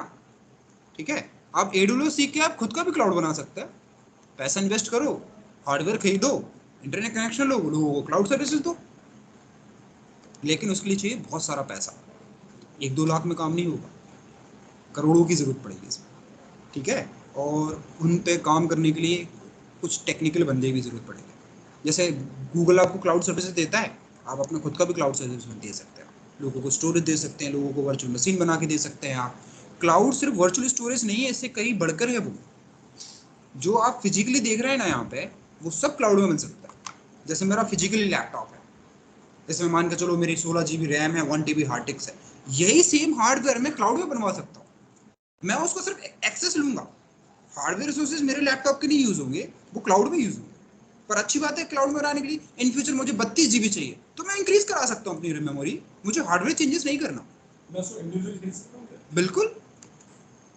5G आने के बाद जो क्लाउड गेमिंग है काफी अच्छी आने वाली है। मतलब आपको अगर गेम खेलना है स्मार्टफोन में, तो आपको 8 GB वगैरह स्मार्टफोन नहीं लेना, 2 GB वाला ले लो, क्लाउड गेमिंग करो, बस उसका रेंट देना है आपको बस। बात समझ में आया? क्योंकि हम हार्डवेयर से उठ के आप सॉफ्टवेयर की तरफ मूव कर रहे हैं धीरे धीरे। अगर मैंने एक लैपटॉप लिया 20,000 सॉरी 50,000 का 60,000 का, तो या फिर मैंने बहुत हल्का सा लैपटॉप ले लिया और मैं सारी चीज़ें क्लाउड पे यूज़ करूँ। बिल्कुल, आपको आपके जो आपका जिसमें एक्सेस लेंगे ना, उसमें मेमोरी नहीं चाहिए, उसमें सिर्फ विंडो रन कर जाए इतनी मेमोरी चाहिए बस। तो एज पर देखा जाए तो मुझे जो पोस्ट का वैरिएंट होगा फिजिकल पे मुझे ज़्यादा कम पड़ेगा या फिर देखो, महंगा पड़ेगा? ऐसा आप कंपेयर नहीं कर सकते, अच्छा। दोनों में अलग अलग फायदे नुकसान है। आप फिजिकल हार्डवेयर करेंगे तो नुकसान क्या है, हार्डवेयर खराब हो जाता है आपका, मेंटेनेंस चार्ज है, राइट, मेमोरी इंक्रीज करने में पैसा खर्च हो गया, पैसा खर्च होगा। बहुत सारे प्रॉब्लम है। लेकिन यहाँ पे वन टाइम है, बार बार नहीं लेना, हर महीने का नहीं देना। लेकिन क्लाउड में क्या है, आपको हर महीने या क्वार्टरली ईयरली देना है। लेकिन उसमें फायदा क्या है, हार्डवेयर से लेके इशू नहीं है मुझे, ना वारंटी की टेंशन लेना है, ना मुझे डिस्प्ले की टेंशन लेना है, ना पानी गिरने की टेंशन लेना है, ना पावर कट होने की टेंशन लेना है। मेमोरी बढ़ानी है तो रेंट देना, चाह बढ़ा दो, मेमोरी बढ़ जाएगी, स्पीड बढ़ जाएगी, कहीं पे भी एक्सेस करो। जरूरी नहीं है कि भाई मैंने एक सिस्टम क्लाउड में बना रखा, आज मैं इधर हूँ, मैं कल को और कहीं पहुंच गया तो वहां से एक्सेस ले लो, कोई फर्क नहीं पड़ता, बस आपको इंटरनेट एक्सेस चाहिए, लेकिन एक स्ट्रॉन्ग नेटवर्क होना चाहिए। तो 5G जब लॉन्च होगा, तो 5G का मतलब 5G लॉन्च होने के बाद आप बहुत सारे चेंजेस देखेंगे, जिसमें क्लाउड काफी इंपॉर्टेंट रोल प्ले करने वाला है, राइट। जैसे कई बार होता है हमें गेम खेलने का शौक होता है, लेकिन हमारे पास इतना पैसा नहीं होता कि हम उतना महंगा हार्डवेयर खरीद सके। जैसे फॉर एग्जाम्पल मुझे गॉड ऑफ वार खेलना है। अब गॉड ऑफ वार जो एक गेम है वो काफी मेमोरी रिसोर्सेज यूज करता है, राइट। अब उसके लिए कम से कम चाहिए आपको 1 लाख से ऊपर का लैपटॉप, अब इतना पैसा ही नहीं है तो क्लाउड में खरीदो 8 GB ग्राफिक्स मेमोरी वाला, राइट। उसमें जब तक मन है तब तक खेलो, उसको वारंटी देना बंद कर दो, तो आपके लिए सस्ता पड़ा। इन फ्यूचर मान के चलो मुझे गेम खेलना है, सिर्फ 3-4 महीने का ही शौक है मेरा, खेलने के बाद तो हार्डवेयर तो खराब हो जाएगा ना आपका, इतना महंगा लिया आप किसी यूज करने बचा को, राइट। तो जरूरत के हिसाब से हार्डवेयर अलग हो सकते हैं। दैट्स व्हाई क्लाउड इज, जो क्लाउड है बहुत तेजी से आगे बढ़ रहा है, ठीक है। तो आप सीसीएनए करने के बाद क्लाउड सर्विसेज में भी जा सकते हैं, काफी अच्छी जॉब्स मिल जाती है और जल्दी जॉब मिल जाती है, ठीक है। डिपेंड करता है ये सबसे, देखो हर एक ट्रैक में सैलरी पॉजिटिव सब कुछ है, पर ये डिपेंड करता है कि कौन से ट्रैक में आपको ज़्यादा इंटरेस्ट आता है। सैलरी या फिर उसके हिसाब से ट्रैक चूज मत करना, इंटरेस्ट के हिसाब से चूज करना, क्योंकि जब आप इंटरेस्ट लेके कोई चीज़ करेंगे तो आपको पढ़ाई बोझ नहीं लगेगी, लेकिन आप सैलरी देख के कोई ट्रैक में जाएंगे तो यकीन मानो वो ट्रैक आपसे कभी कंप्लीट नहीं होगा। शायद आप थोड़ा बहुत करके जॉब ले लें, लेकिन आप अच्छी पोजीशन पे कभी नहीं पहुंच पाएंगे। ठीक है, काहे कि इन कुछ टाइम बाद आपकी फैमिली भी ग्रोथ करेगी, कुछ आपका भी होगा कि भाई मैं घर लूँ, गाड़ी लूँ, कुछ बेसिक ज़रूरतें होती हैं, राइट। तो ये तब ही पूरी हो पाएंगे जब आप इंटरेस्ट लेके किसी ट्रैक में आगे बढ़ेंगे। बोझ समझ के आगे बढ़ेंगे सिर्फ इसलिए पढ़ेंगे ताकि मुझे जॉब चाहिए, तो आपके लिए बहुत मुश्किल हो जाएगा। जिस भी ट्रैक में इंटरेस्ट हो, इंटरेस्ट पैदा करो, देन उस ट्रैक में आगे मूव करो। ठीक है, और मैं कोशिश करूंगा गाइड करने की, अगर जिस ट्रैक में आगे बढ़ना चाहते हैं तो आपको क्या करना चाहिए, किस चीज़ से आपको हेल्प मिलेगी उसमें। ठीक है, लेकिन एक चीज़ ध्यान रखना, जितने भी टेक्नोलॉजीज हैं ये बहुत वाइड हैं, बहुत बड़ी हैं, काफ़ी टाइम लगता है इनको इन्हेंस करने के लिए, आपको काफ़ी कुछ पढ़ना पड़ता है इसमें। ठीक है, एक बड़ा कॉमन क्वेश्चन होता है लोगों को, ये नहीं पता कि उनका इंटरेस्ट किसमें है। हाँ सबसे बड़ी प्रॉब्लम यही है। ठीक है, ये पता करने के लिए सबसे अच्छा तरीका है सारे ट्रैक को एक्सप्लोर करना चालू करो, सारे ट्रैक्स को, किस में क्या होता है, राइट। सबको एक्सप्लोर करो। You have internet, use it. You have Google, YouTube, use it. सारे ट्रैक एक्सप्लोर करो, थोड़ा थोड़ा सीखो, राइट। तो अपने आप आपको समझ में आएगा कि ये ट्रैक ज़्यादा इंटरेस्टिंग मेरे लिए, ये मैं ज़्यादा अच्छा कर पाऊंगा। ठीक है, और बाकी मैं कोशिश करूंगा सीसी ने जैसे जैसे आगे बढ़ेंगे तो मैं बाकी कुछ और चीज़ों के बारे में भी शेयर करूंगा जो मैंने एक्सपीरियंस लिया, राइट। शायद इससे आपकी हेल्प हो जाए ये चूज़ करने में कि आपके लिए कौन सा बेस्ट रहेगा। ठीक है, सीसीए के फायरवॉल में क्या हेल्प मिली है? सीसीएनए में सब कुछ है, थोड़ा थोड़ा थोड़ा थोड़ा थोड़ा सब कुछ है। मतलब थोड़ा नेटवर्क सिक्योरिटी भी है, थोड़ा क्लाउड भी पढ़ते हैं, थोड़ा डेटा सेंटर भी पढ़ते हैं, थोड़ा राउटर स्विचिंग भी पढ़ते हैं। देखो राउटिंग जो पोर्शन है वो सिर्फ 25% है सीसीएनए में, पहले ज़्यादा था। तो अब सीसीएनए का मतलब राउटिंग स्विचिंग नहीं है, अच्छा, सीसीएनए में कंप्लीट इन्फॉर्मेशन है। इसमें ऑटोमेशन भी है, वायरलेस भी है, नेटवर्क सिक्योरिटी भी है, राउटिंग भी है, स्विचिंग भी है, और बेसिक जो कॉन्फ़िगरेशन है नेटवर्क का वो भी है। इसके बाद में अकॉर्डिंगली आपके जिसमें इंटरेस्ट है बिल्कुल, सीसीएनए से आपको थोड़ा थोड़ा थोड़ा थोड़ा सब कुछ समझ में आएगा। हम किसी भी टेक्नोलॉजी को डेप्थ में नहीं देखते, बस थोड़ा थोड़ा ओवर भी पढ़ते हैं उसका। ठीक है, सर, इसकी बेसिकली एग्जाम कौन सा होता है जो सिस्को का एग्जाम है? वो ग्लोबल एग्जाम अलग होता है, कौन सा नंबर? 200 301 200 300 301, वो उसका ग्लोबल एग्जाम। ठीक है, वो आप पे डिपेंड करता है, आप देना चाहते हो दे सकते हैं, और नहीं देना चाहते तो आपकी इच्छा है। अगर आप देना चाहते हैं तो बिल्कुल आप दे सकते हैं, इसी ट्रेनिंग से आप क्रैक कर पाएंगे।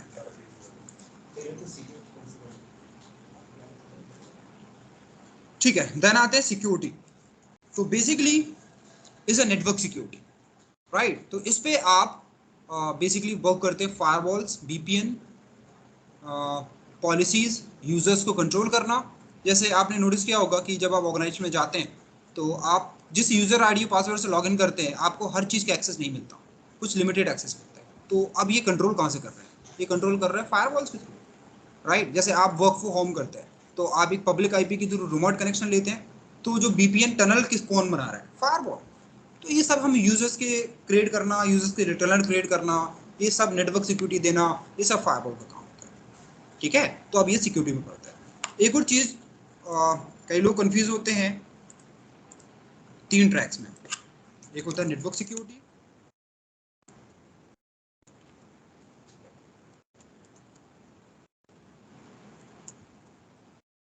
साइबर सिक्योरिटी,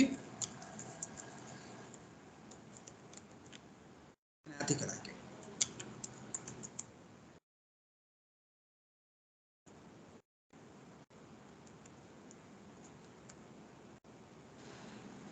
अब देखो, अब तीनों में फर्क क्या है। तीनों में आपका 80% सिलेबस जो है वो आपका सेम है, सिलेबस लगभग तीनों में एक जैसा ही है, लेकिन उस सिलेबस को पढ़ने का मोटो तीनों में अलग अलग है, राइट। अब अब वो चीजें से समझाता हूँ आपको।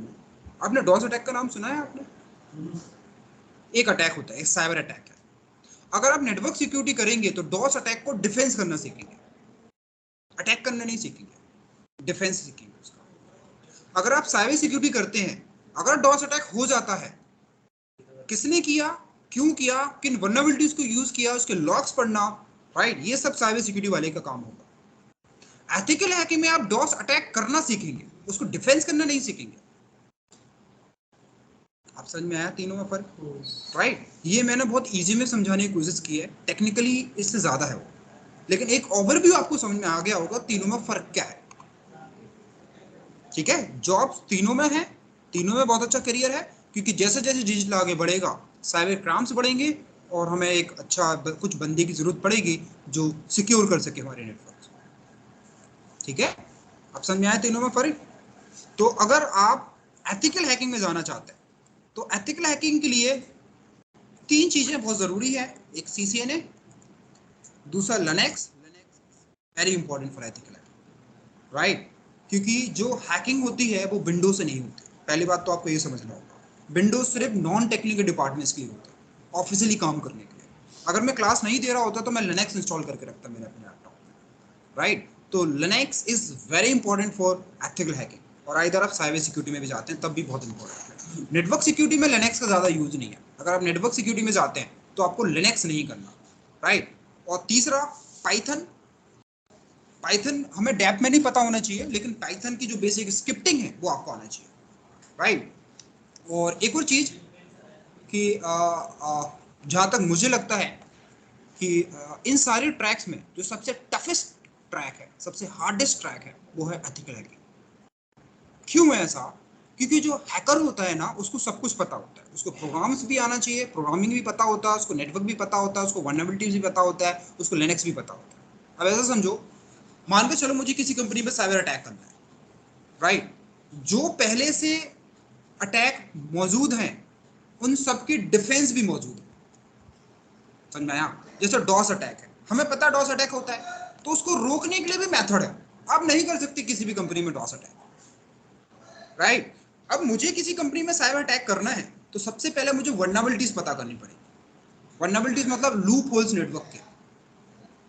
मैंने मान के चलो एक लूप होल्स पता कर लिए नेटवर्क का, एक प्रोटोकॉल का, या कोई भी एप्लीकेशन का लूप होल्स, जिसको हम टेक्निकली में क्या बोलेंगे, वल्नरेबिलिटीज। वल्नरेबिलिटीज वल्नरेबिलिटीज आपकी विंडोज में भी हो सकती है, किसी सॉफ्टवेयर में भी हो सकती है, एप्लीकेशन या नेटवर्क में हो सकती है, या नेटवर्क हार्डवेयर में भी हो सकती है। मान के चलो आपने एक वल्नरेबिलिटीज पता की, अब उस वल्नरेबिलिटीज को ट्राई करने के लिए आपको चाहिए सॉफ्टवेयर। तो आप खुद अच्छे प्रोग्रामर होना चाहिए या फिर आपके पास ऐसे बंदे हो जो अच्छे प्रोग्रामर्स हो। तो आप जिस तरह की वल्नरेबिलिटीज को ट्राई करना चाहते हैं तो उस बंदे से बोलेंगे मुझे इस तरह का सॉफ्टवेयर चाहिए, तो वो सॉफ्टवेयर बना के देगा, उस सॉफ्टवेयर की हेल्प से आप वो साइबर अटैक करेंगे, उस पर उस वल्नरेबिलिटीज का मिसयूज करेंगे आप। अब समझ में आया? तो जितने भी साइबर अटैक होते हैं वो एक बंदा नहीं करता, वो टीम मिलकर करते हैं, क्योंकि एथिकल हैकिंग फिर स्कोप कैसे काफ़ी है? अच्छा है इसको। बहुत सारी ऑर्गेनाइजेशन जो है वो अटैक, देखो अटैक करने का मतलब ये मत समझना कंपनी, एक बात बताओ, मेरा मकान मतलब कोई भी चीज़ ठीक है या नहीं है, जैसे कार का टेस्ट होता है कि कार सिक्योर है कि नहीं है, उससे टेस्ट करने के लिए क्या करते हैं, कार का ही एक्सटेंड कराते हैं ना, तभी तो पता चलता है सिक्योर है कि नहीं है। तो कंपनी हैकर हायर करती है ये पता करने के लिए क्या मेरा नेटवर्क सिक्योर है कि नहीं है। तो कोई भी ऑर्गेनाइजेशन है दो सब हैकर को भी हायर करेगी, नेटवर्क सिक्योरिटी वाले को भी हायर करेगा। एक से बोलेगा अटैक करो, दूसरे से बोलेगा डिफेंस करो, ठीक है, जिससे वो अपने नेटवर्क को और स्ट्रॉन्ग कर पाएंगे, है ना? अब समझ में आया थोड़ा सा? ठीक है। एथिकल हैकिंग फील्ड में जैसे मैंने सिक्योरिटी टीम तो पता होती है कंपनी टीम कहाँ बैठी है, क्या कर रही है, कभी हैकरों को नहीं पता चलता वहाँ पे। बड़ी ऑर्गेनाइजेशन हायर करती है अच्छा, बहुत बढ़िया आइडिया है। जो रिस्क नहीं लेना चाहते अपने नेटवर्क, राइट? जो रिस्क नहीं लेना चाहते अपने नेटवर्क। अच्छा अच्छा अच्छा, बाहर से अपना बंदा तो करेंगे साइबर वाला तो। सर CEH और OSCP CHS सर्टिफिकेट। मत बेटा, किसी भी हैकिंग सर्टिफिकेशन से जो इसी काउंसिल का सर्टिफिकेशन ज़्यादा रेप्यूटेड है। सर OSCP का सुना था मैंने, जो इसका लाइनेस है ऑफेंसिव सिक्योरिटी, उसका एक वो अपना सब देती इसी काउंसिल ही है, लेकिन नहीं, आप इसी काउंसिल सिर्फ CEH का देती है, नहीं, OSCP का ऑफेंसिव सिक्योरिटी देती है, लाइनेक्स शायद ऑफेंसिव सिक्योरिटी की ही है जहाँ तक मैंने पता किया। रेड हैट देता है लाइनक्स तो। नहीं, ऑफेंसिव सिक्योरिटी का है, ऑफेंसिव सिक्योरिटी एक ट्रैक है, मतलब एक फील्ड है, एक ऑर्गेनाइजेशन जहाँ तक ऑर्गेनाइजेशन मुझे है। पता है। पता नहीं मुझे इतने ज़्यादा इसमें हैकिंग में, मतलब इतने ऑर्गेनाइजेशन का नहीं पता, जहाँ तक मुझे नॉलेज है। मे भी हो सकता है हो, बहुत सारी ऑर्गेनाइजेशन है जो आती हैं। मतलब जो एथिकल हैकिंग फील्ड में टॉप नॉच सर्टिफिकेशन बोला जाता है स्टार्टिंग के लिए, वो OSCP बोला जाता है। OSCP से आगे इवन जो आप तो किसी में भी कर बात करेंगे, ठीक है ना? उस मतलब OSCP के बाद 2 और सर्टिफिकेशन होते हैं, उन लोगों के लिए लोग जाते भी नहीं हैं, वो इतने हाई लेवल के होते हैं। OSCP में ही बंदे को मतलब बहुत बढ़िया माना जाता है। तो मतलब OSCP के लिए स्टार्टिंग में ही जाना सही है, पहले CEH के लिए प्रिपेयर करना सही है? पहले मुझे लगता है कि थोड़ा सा आप खुद एक्सप्लोर करो, इंटरनेट पे सब अवेलेबल है, राइट, उनको देखो। बट जहाँ तक मुझे जहाँ तक बेटर लगता है, मुझे ये लगता है कि CCNA करने के बाद CH is a much better for freshers. जो फ्रेशर्स हैं, जिनको एक्सपीरियंस नहीं है, उनके लिए जो फर्स्ट सर्टिफिकेशन होता है CH का, वो, क्योंकि उसमें बेसिक्स बहुत सारी है। हैकिंग बहुत बड़ा ट्रैक है हैकिंग में, इसमें बहुत सारी है। ड्रोन हैकिंग भी होती है। आपके जो कार जो होती है ना, आप सोचते हैं कि लॉक अनलॉक करने के लिए इसको भी हैक किया जा सकता है, ड्रोन को भी हैक किया जा सकता है। आप ड्रोन खरीद के लाए, आप उड़ा रहे हैं, मैं उसको कंट्रोल ले सकता हूँ। ऐसी बहुत सारी टाइप की हैकिंग है, ठीक है, वायरलेस हैकिंग है, तो ये भी बहुत बड़ा ट्रैक है। हैकिंग में भी ऐसे समझो कि हैकिंग एक ट्रैक है, जब आप CA करेंगे तो आप देखेंगे इसमें भी कम से कम 10-12 ट्रैक है, और एक ट्रैक में आगे बढ़ेंगे तो उसी में आगे बढ़ते रहेंगे। तो पूरा हैकिंग तो आप नहीं कर सकते। किसी मतलब एक डोमेन की लिमिटेशन हो, मतलब जैसे आपने बताया कि एथिकल हैकिंग में भी बहुत सारी फील्ड्स हैं, तो किसी एक मतलब सारी फील्ड्स को डोमेन मतलब एक लिमिटेशन हो गया है, तुम इसमें 5-6 साल एग्जिस्ट कर जाओगे या फिर नहीं, पूरा ऐसा कुछ करियर नहीं आप है, निकाल सकते पूरा एंटायर करियर काम कर सकते हो उस पर आप एक ट्रैक में। बट इतना है कि सब आप थोड़ा सब पता होता है। जैसे कि मेरा जो एक्चुअली है वो, जैसे मेरा नेटवर्क सिक्योरिटी और एंटरप्राइज नेटवर्क है, लेकिन थोड़ा सा मुझे डेटा सेंटर भी पता है, थोड़ा सा मुझे क्लाउड भी पता है, राइट।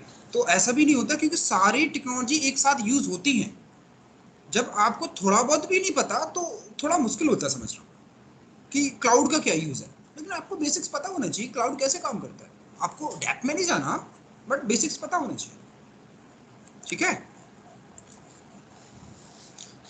लेकिन अगर मैं बात करूं, देखो एक और चीज, अगर आप ट्रेनिंग कर रहे हैं सिर्फ जॉब के लिए, तो network security is the best, जल्दी जॉब के लिए। एथिकल हैकिंग में आपको पेशेंस रखना पड़ेगा, पेशेंस इन टाइम और पैसा। बट अगर हम सैलरी पैकेज की बात करें, तो एथिकल हैकिंग में जो पैकेज मिलता है वो नेटवर्क सिक्योरिटी कहीं एग्जिस्ट नहीं करता उसके साथ, समझ में आया। तो ये एक लॉन्ग जर्नी है, लेकिन अच्छे पैकेज का। ये बहुत इजीली जॉब मिल जाती है नेटवर्क सिक्योरिटी में, लेकिन पैकेज बहुत स्लोली आगे बढ़ेगा। स्लोली से मतलब ये नहीं कि बिल्कुल नहीं बढ़ेगा, लेकिन अगर हम कंपेयर करें तो दोनों के पैकेज में बहुत फर्क है, समझ में आया। तो ये आपको डिसाइड करना है कि आप किस गोल के लिए कर रहे हैं। बेसिकली मैं हैकिंग उनके लिए ज़्यादा रिकमेंड करता हूँ जो कॉलेज में लास्ट ईयर में या थर्ड ईयर में, आपको तभी से स्टार्ट कर देना है, राइट। और जब आप कॉलेज खत्म करेंगे 2-3-4 साल हो, क्योंकि ये जो ट्रैक है ना 1-2 महीने के नहीं है। आप ये समझो, जो आप कंप्लीट ग्रेजुएशन में पढ़ते हैं ना जितने सब्जेक्ट, अच्छा। जैसे आपने बीटेक किया, पूरा उतना ही सिलेबस इनमें होता है, राइट। तो this is the time taking syllabus, ये काफी टाइम लेते हैं। सीसीएनए टाइम नहीं लेगा, सीसीएनए के बाद आप कोई भी ट्रैक करेंगे वो सब टाइम टेकिंग है। अच्छा। जैसे आप सीजन पे इंटरप्राइज करेंगे, मेरे लिए वो 4 महीने का है, लेकिन कम से कम आपको 6 महीने लगेंगे उसकी इनहेंस करने में। 4 महीने में सिलेबस होगा, 6 महीने प्रैक्टिस करेंगे, तब जाके सीजन पी समझ में आएगा। और अगर हम सीसीएनए एग्जाम देना चाहें तो हमें कितना प्रिपरेशन चाहिए? 2 महीने ट्रेनिंग और कम से कम आपको 1.5 मंथ सेल्फ प्रिपरेशन, 4 महीने लगेंगे सीजन एग्जाम क्रैक करने के लिए। कितना परसेंटेज है आप से सिलेबस में? Passing marks 80%। 80%। लेकिन हाँ, अगर आप इसी ट्रेनिंग को प्रॉपर नहीं करेंगे, अब इस ट्रेनिंग से निकाल पाएंगे, एग्जाम निकाल पाएंगे। सीसीएनए में बेसिकली सर आपको पता है 2 मंथ्स क्लास की क्या? 2 मंथ्स का क्लास 2 महीने हाँ, का 2 मंथ, ठीक है। और बाकी देखो 1 महीने आपको सेल्फ स्टडी करनी पड़ेगी ग्लोबल एग्जाम के लिए, क्योंकि देखो आप खुद ही सोचो ना, जैसे आप कॉलेज या स्कूल में पढ़ते थे, तो स्कूल सिर्फ पढ़ के एग्जाम नहीं निकलते थे ना, सेल्फ स्टडी करनी पड़ती थी, राइट। तो इसमें सेल्फ स्टडी आपको करनी पड़ेगी, मतलब जो टॉपिक्स हमने पढ़ा है उसी को आपको पढ़ना है बुक से। फील्ड में भले ही पैसा अच्छा हो ना, लेकिन ये बड़ा हैक्टिक लगता है कि जॉब के बाद ये तो पढ़ना ही पड़ता है। बिल्कुल, आपको पहले ही बताया, पहली क्लास में मैंने बताया। राइट। अगर आपको इस चीज से डर लगता है तो ये ट्रैक को क्विट करो, चेंज कर दो, अपना फील्ड ही चेंज कर दो। थक जाते हैं, थकने के बाद फिर से एक एनर्जी चाहिए फिर से स्टार्ट करने के लिए। यही सबसे बड़ा ड्रॉबैक है। तो आपने पढ़ाई बंद कर दी, आप पोजीशन में स्टक हो जाएंगे, कंपनी लेना बंद कर देती आप जॉब चेंज ही नहीं कर पाएंगे। जॉब चेंज करेंगे तो जो सैलरी वहाँ मिल रही थी वही सैलरी यहाँ मिलेगी। है। पूछते हैं कि क्यों नहीं एनहेंस करा अपने आप को, एक भी सर्टिफिकेशन नहीं आपके पास, क्यों नहीं? पूछेगा ना वो। पूछ लिया। आप पहली बार हिसाब 7 साल का बोला तो मैंने सबसे पहला क्वेश्चन मेरा यही था कि 7 साल बाद क्यों कर रहे हैं आपको 2 साल की एक्सपीरियंस भी सीसीएन करना चाहिए था, आपको कम से कम मिनिमम सीसीएन भी खत्म करना चाहिए था, राइट। बल्कि मैं तो रिकमेंड करूंगा आप सीसीआई देना चाहिए था आपको 7 साल में। तो 7 साल में अगर आप सीसीआई तक की प्रिपरेशन करते ना तो सीसीआई सर्टिफाइड हो जाता अभी तक आपका, है। देखो पढ़ने का मतलब ऐसा नहीं है कि डेली पढ़ो, वीक में 1 या 2 दिन निकालो, 1 दिन या 2 दिन निकालो, और 2 दिन में 2-3 घंटे मतलब वीक में 6 घंटे का टारगेट बना रखे कि मुझे एक वीक में 6 घंटे पढ़ना है। क्या एक वीक में आप 6 घंटे नहीं निकाल सकते पढ़ने के लिए? मुझे लगता है निकाल सकते हैं हम, मैं भी यही करता हूँ, राइट। मैं 4 घंटे या 6 घंटे एक वीक में निकाल लेता हूँ, राइट। इमेजिन करो मुझे 9 इयर्स हो गए, मैं स्टिल आई एम अपग्रेडिंग, मुझे लगता है मुझे बहुत कुछ सीखना बाकी है। और मैं अभी भी जो सीसीआई लैब प्रिपरेशन कर रहा हूँ, ठीक है, मुझे 3 साल हो गए सीसीआई करते हुए, प्रिपरेशन करते हुए, अब जाके उस कैपेबल पहुंचा, उस लेवल तक पहुंचा कि मैं सीसीआई एग्जाम दे सकता हूँ, राइट। तो ये जो आप ग्रेजुएशन में जितना पढ़ते हैं ना उतना ही पूरा सिलेबस होता है, ठीक है। ऐसा समझो आप पूरा एक डिग्री कर रहे हैं, लेकिन डिग्री का सिलेबस वो है जो कंपनी को ज़रूरत है, राइट। तो आप टेक्निकल सर्टिफिकेशन करने के बाद ग्रेजुएशन में आपने क्या कर रखा है इससे कोई फर्क नहीं पड़ता, चाहे आपने बीकॉम कर रखा हो, बीए कर रखा हो, अगर आप सीसीएनए सर्टिफाइड है definitely will got a job, क्योंकि कंपनी को उससे कोई मतलब नहीं, आपकी डिग्री से कोई मतलब नहीं है उनके लिए, ना आपके बैकग्राउंड से मतलब है उनके लिए कि आप पहले क्या जॉब करते थे, उनको भी मतलब है आप कैपेबल हैं वर्क करने के लिए। क्योंकि देखो जब नेटवर्क डाउन, मैंने आपको पहले बताया, जब नेटवर्क डाउन होता है तो आपकी डिग्री काम नहीं आती उस टाइम, आपकी टेक्निकल नॉलेज और कमांड लाइन काम आती है, ना कि आपके बॉस के रिलेशन काम आते हैं। तो इस फील्ड में आप, और अच्छा भी है ना, देखो नॉन टेक्निकल वालों के लिए तो बेचारा मैनेजर के तलवे चाटो तब जाके प्रमोशन मिलता है, सैलरी मिलती है। यहाँ पे तो आपको मैनेजर से बात भी नहीं करना, जो भी बात होगी मेल पे होगी, हमें कोई मतलब नहीं हमारा सीनियर कौन है, क्योंकि हम उस जॉब पे स्टेबल हैं अपनी टेक्निकल स्किल के दम पे, किसी के रिकमेंड की वजह से नहीं है हम उस जॉब पे। तो ये एक अच्छा बात भी है, राइट, कि आप नॉलेज बढ़ाएंगे आपका सैलरी बढ़ेगी अपने आप, मैनेजर जरूरत नहीं कोई सोल्यूशन बनाने की, जो बोले जो टास्क थे उसको कंप्लीट करो, उसको हो गया। टाइम टू टाइम प्रमोशन भी होता है। सर्टिफिकेट होते हैं जिनकी वैलिडिटी होती है हर आईटी में मोस्ट ऑफ 90% सर्टिफिकेशन की वैलिडिटी होती है, 90%। कर दिया तो फिर वो कंपनी अगली बार कंसीडर कर लेती है। हाँ, अगर एक्सपायर भी हो गया तो कंसीडर करते हैं, इससे कोई फर्क नहीं पड़ता है। जैसे मेरा सीसीएनपी एक्सपायर हो गया, लेकिन मैं अपने रिज्यूमे में डालता हूँ, उससे कोई मतलब नहीं होता, एक्सपायर हो गया उन्होंने कर लिया तो कर लिया। सीसीएनए की कितनी है सर? हर सर्टिफिकेशन की सिस्को की 3 साल है, सिस्को के सारे सर्टिफिकेशन की 3 साल।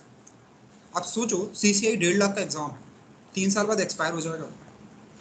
1.5 लाख का एग्जाम हो आज के समय में सीसीएनए की complete CCNP plus CCI $400 CCNP और $1200 सीसीआई लैब, कितने हो गए? 1200, 400, $1600 प्लस 18% जीएसटी,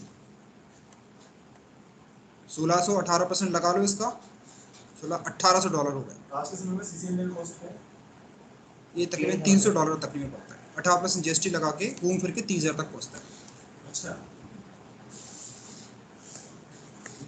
ऐसा अगर मैंने किया ना तो कंपनी को मैं रिवर्स करूंगी। बिल्कुल, अगर वर्किंग है सीसीएनए सर्टिफिकेशन की जो कॉस्ट है आपकी कंपनी देगी, आपको देने की जरूरत नहीं है, ठीक है, कंपनी कराती है। जमा करा दिया तो वो मुझे पैसे रिफंड करेगी। अच्छा, सर्टिफिकेशन आपके पास ही रहता है? मतलब दिखा दिया कि हमें। अच्छा, ओके ओके, अगर आप क्लियर कर दो तो मिलेगा। हाँ हाँ, हर कंपनी देती है, ऑलमोस्ट 90% ऑर्गेनाइजेशन जो होती है, अगर आप जिस कंपनी में वर्किंग है तो जो भी आपकी सर्टिफिकेशन की कॉस्ट होती है वो कंपनी की तरफ से मिलती है, अगर आप इंटरेस्टेड हैं उस सर्टिफिकेशन को देने के लिए, ठीक है। तो कई लोग करते हैं, मुझे लगता है फ़ायदा उठाना चाहिए, आप सर्टिफिकेशन करो, राइट। सर्टिफिकेशन के लिए ही मैंने ज्वाइन किया। और मुझे लगता है कि आपको सीसीएनपी तक सर्टिफिकेशन करनी चाहिए।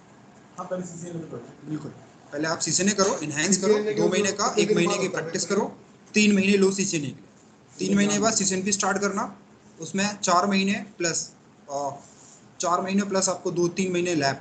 मान के चलो कि 1 साल अगर आप अभी से स्टार्ट करेंगे, CCNP तक जाने में आपको 1 ईयर लगेगा, 1 साल, राइट। 1 साल बाद आप जब चेंज करते हैं CCNP सर्टिफिकेशन के साथ, तो जो भी आपकी करंट सैलरी है उसका मान के चलो आपको 50% इनहेंस मिल जाएगा, और आप चाहें तो 100% इंक्रीमेंट भी ले सकते हैं, आपकी इच्छा है, आपकी क्वालिफिकेशन और टेक्निकल स्किल पे डिपेंड है, ठीक है।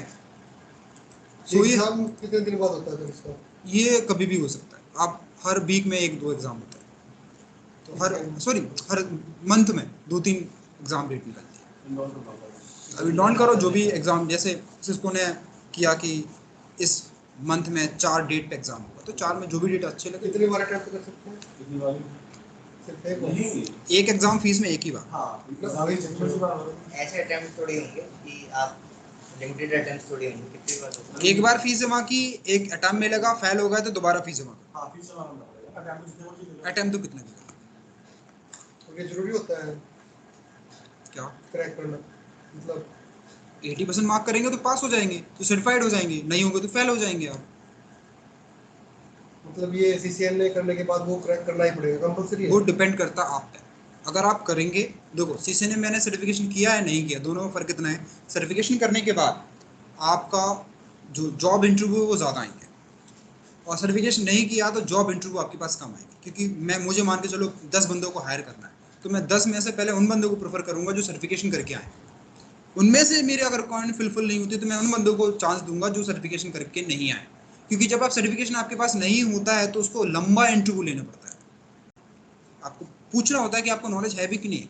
सर्टिफिकेशन का मतलब होता है कंपनी मान लेती है इसको नॉलेज है, तो आपका इंटरव्यू बहुत छोटा होता है, बहुत ईजिली आपकी हायरिंग हो जाती है, मतलब आपसे बहुत ज़्यादा टेक्निकल नहीं पूछेगा, बहुत लंबा टाइम नहीं लेगा आपके इंटरव्यू, ये फ़र्क पड़ जाता है। लेकिन जॉब आप दोनों कंडीशन में ले सकते हैं, और अभी IT का मार्केट बहुत अच्छा है, अभी आप CCNA करने के बाद भी जॉब लेने जाएंगे आराम से मिल जाएगी, अभी भी इतनी सारी कुछ वैकेंसी है जिसमें कैंडिडेट नहीं मिलता, तो अभी वैकेंसीज अच्छी है, आने वाले 5 साल तक इसमें अच्छा स्कोप, तो कोई भी जो स्टार्ट करेगा वो इजीली जॉब ले पाएगा। मेरी टीम में तो एडवांटेज है कि अभी किसी के पास CCNA का सर्टिफिकेशन नहीं है। इसमें मेरी कंपनी में अभी जो बंदा जो भी पहले निकाल लेगा उसको प्रोजेक्ट मिलेगा नहीं। तो हम लोगों में से अच्छी बात है, करना चाहिए, प्रमोट हो। आपकी कंपनी का नाम क्या है? अकाउंटिंग और IT GC में है। ओके, कितने एम्प्लॉय हैं उसमें? एम्प्लॉय ज़्यादा नहीं है, ऐसे नहीं कोई 250। तो 250 के लिए उसने नॉक बना रखा है? हाँ, अपने लिए नहीं है वो। अच्छा वो हमारी एरिज़ोना के कस्टमर है, बहुत सारे, कम से कम होंगे 1500 कस्टमर्स। अच्छा, ओके, उनके लिए हम उनका नेटवर्क मॉनिटर करते हैं। ठीक है। सो जो फॉल्ट वगैरह आते हैं वो तो आपको पता चलता होगा ना? उसके लिए हमारे पास टूल है ना, डाटा है, और हमारे पास एस्कॉम है और आयन है, इन सबको मॉनिटर करते हैं। सर नॉक होता है बेसिकली ऐसे समझो कि एक ऑपरेशन सेंटर है जिसमें सब चीज़ों को हम मॉनिटरिंग करते हैं कि चल क्या रहा है मेरे। मान लो चलो मेरी कंपनी में मेरे 100 राउटर्स हैं, अब कोई राउटर का फ़ैन ख़राब हो गया, तो मैं तो ना डेली जाके चेक करूँगा किसका फ़ैन ख़राब हो गया, तो मुझे तो एक ऐसा चाहिए ना जहाँ पे अलर्ट आ जाए। तो नॉक में बहुत बड़ी बड़ी डिस्प्ले लगी होती है, राइट, तो जब भी कोई प्रॉब्लम आती है तो नॉक में अलर्ट्स आते हैं टूल्स के थ्रू, सॉफ्टवेयर के थ्रू, या फिर आपको मेल आ जाएगा, तो आपको पता चल जाएगा कि इस हार्डवेयर में इस तरह की प्रॉब्लम है। तो आप क्या करेंगे, एक टिकट जनरेट करेंगे उस स्पेसिफिक डिपार्टमेंट के लिए, और डिपार्टमेंट के पास टिकट जाएगा तो वो उसको ट्रबल शूट करेगा। तो नॉक का काम ट्रबल शूट करना नहीं होता, नॉक का काम होता है सिर्फ मॉनिटरिंग करना, और जो भी प्रॉब्लम है उसको उसके लिए टिकट जनरेट करना उस स्पेसिफिक डिपार्टमेंट के, इतना काम होता है। हमें ट्रबल शूट करना होता है L1 लेवल तक, एक लेवल तक हमें ट्रबल शूट करना पड़ता है, हो जाता तो ठीक है, अदरवाइज नहीं लाइसेंस। वो फिर आपका एडिशन काम दे रखा होगा, लेकिन मैं अगर प्रॉपर स्टैंडर्ड की फॉलो करूँ तो नॉक वाले ट्रबल शूट नहीं करते, नॉक वाले डिपार्टमेंट क्या तो होता है, बहुत सारे कंपनी करा लेती है, बहुत सारे मल्टीपल टास्क करा लेती हैं, बट अगर हम MNC में वर्क करते हैं, MNC एक स्टैंडर्ड को फॉलो करते हैं, हाँ, उस राइट, तो उसी स्टैंडर्ड में जो जितना आपका काम है सिर्फ उतना ही आपका काम होता है, राइट। अब मेरा काम है ये करना, अगर बगल में आगे भी लग गई ना तो मुझे मतलब नहीं है, वो फायर डिपार्टमेंट होगा वो आगे बुझाएगा, मैं नहीं जाऊँगा आगे बुझाने, इनका ऐसा रहता है। और MNC में ये होता है अगर आपका काम नहीं है, गलती से आपने कर दिया तो वो आपकी गलती है, क्यों किया आपने। अच्छा, बिल्कुल जितना काम है उतना करना, उसके अलावा बिल्कुल दिमाग नहीं लगाना MNC में। समझ में आया? अगर मान के चलो कि मैं नेटवर्क इंजीनियर हूँ, बंदे का बगल में इंटरनेट नहीं चल रहा, मुझे पता है इसको कैसे सही करना है। अगर आपने कर दिया तो आपका फॉल्ट है, क्यों कर दिया आपने? जो जब तक कि जिसका काम है वही आगे करेगा, आपको नहीं करना। आप करेंगे तो आपकी गलती मानी जाएगी, भले आपने सही काम किया है गलत काम किया। तो ये वो एक स्टैंडर्ड फॉलो करती है, जितना काम दिया गया उतना ही करना, बाकी आसपास का कोई मतलब नहीं है। बाकी प्राइवेट लिमिटेड में क्या होता है, एक बंदा हायर करते हैं जिससे सब करा देते हैं। सर्वर का भी वही काम कर रहा है, नेटवर्क का भी वही काम कर रहा है, फायरवॉल को भी वही काम कर रहा है, लेकिन काफ़ी कुछ सीखने को भी मिलता है। ठीक है, सो आई थिंक काफ़ी कुछ समझ में आया होगा। कोई क्वेश्चन है किसी को? क्लियर है सारी चीज़ें? तो आज हमने सिलेबस में कुछ भी स्टार्ट नहीं किया, आज हमने सिर्फ देखा कि CCNA क्या है और कितने सारे IT में ट्रैक है। ठीक है, बाकी हम कल स्टार्ट करेंगे, बाकी मुझे लगता है आज के लिए सफिशिएंट है। ठीक है। और मेरा ना हमें ये पूछना है कि मेरा ना रोटेशन शिफ्ट होती है, सपोज करो कि मैं शिफ्ट रोटेट भी मैं आप ऑनलाइन ज्वाइन कर सकते हैं, ऑनलाइन ज्वाइन करूंगा, लेकिन इस टाइम पर शिफ्ट हो रही होगी ना इस टाइम। कोई बात नहीं, वो क्लास रिकॉर्डेड होगी। आप कल जब से खत्म हो जाए क्लास को रिवॉच कर लो, कोई क्वेश्चन है तो अगली क्लास में पूछ लो। ठीक है, और ये ऐसा नहीं हो सकता कि ये मुझे बैच मॉर्निंग में मिल जाए अगर मेरी मॉर्निंग में अगर बैच स्टार्ट होगा तो ज्वाइन कर सकते हैं। और भी बहुत सारे बैचेस हैं, अगर आपको टाइम शेड्यूल मिलेगा तो बैच चेंज कर सकते हैं, दूसरे बैच में भी आ सकते हैं, बट उस टाइम पे अवेलेबल होना चाहिए। अगर होगा तो मैं बता दूंगा, पूछ लेना, मैं बता दूंगा। ठीक है, ओके। सो आज के लिए यहीं खत्म करते हैं, बाकी फिर हम 30,000 CCNA की फीस 30,000 रुपये। 30,000। हाँ जी। और एक ये था कि अगर हम लोग घर से कहीं क्लास ले रहे थे, कुछ कर रहे थे, तो लैब को करने में लैपटॉप से अगर करते हैं तो बहुत ज़्यादा प्रॉब्लम तो नहीं आती नेटवर्क की या वर्चुअली भी हो जाता है, सॉफ्टवेयर के थ्रू भी लैब हो जाता है, घर पे भी कर सकते हैं, इधर भी कर सकते हैं। हाँ, लेकिन मतलब बहुत ज़्यादा इशू तो नहीं आता, लेकिन नेटवर्क मिलकर बैन कर रखी है तो हो जाता है। नहीं, CCNA लेवल तक ज़्यादा प्रॉब्लम नहीं आती है।